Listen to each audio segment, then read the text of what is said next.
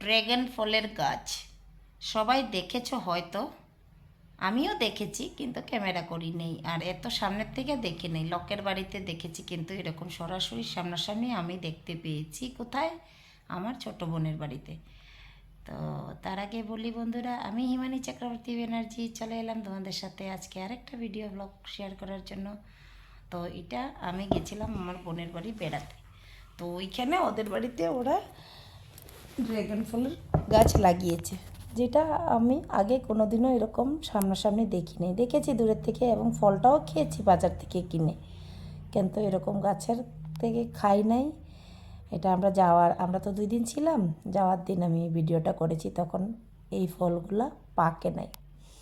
তো একটু ক্যামেরা করে রেখেছি, তোমাদের সাথে শেয়ার করব।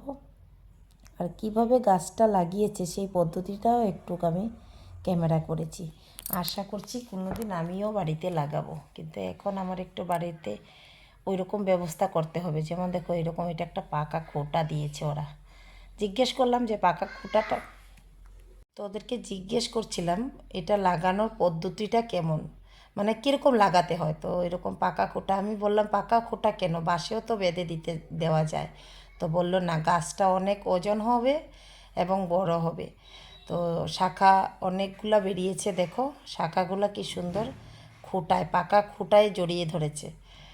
এটা এমনই হয়। আমি বললাম এখানে কি মাটি টাটি দিতে হবে, জিজ্ঞেস করছিলাম। বলছে না, এটা মাটি ঠিক এই শাখাগুলো এরকমই জড়িয়ে ধরে। তারপরে সোনামা একটু শর্ট ভিডিও বানালো যে বন্ধুদের কেমনে বলবে।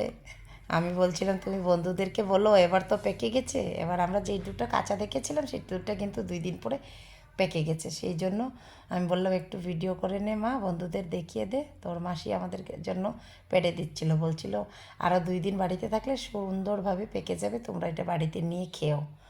তো সেইটাই আমি একটু ক্যামেরা করছিলাম।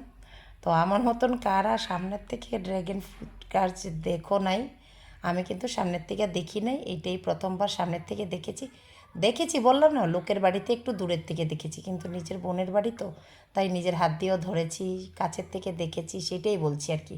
তো আমার মতন কারা এরকম সামনের থেকে দেখো নি, কমেন্টে বলবে। আর কেমন লাগলো আমাদের ভিডিওটা জানাবে বন্ধুরা। তারপরে এই যে পেকে নেওয়ার পর একদম ফাইনাল নেওয়ার জন্য, মানে আমরা বাড়ি চলে আসবো তো, আর অনেক ভিডিও করেছি ওদের বাড়িতে, তোমাদের সাথে সবটাই শেয়ার করব পরপর, এখন না। তারপরে কিছু ছবি টবি তুলে নিলাম ড্রাগন ফ্রুটসের, খুব ভালো লাগছিল। তোমরাও কি খেয়েছো, আর এরকম কাছের থেকে দেখেছো কি না আমাকে কমেন্টে বলবে। আজকের মতন ভিডিও এইখানেই রাখছি, দেখা হবে নেক্সট কোনো একটা ভিডিওতে। টাটা।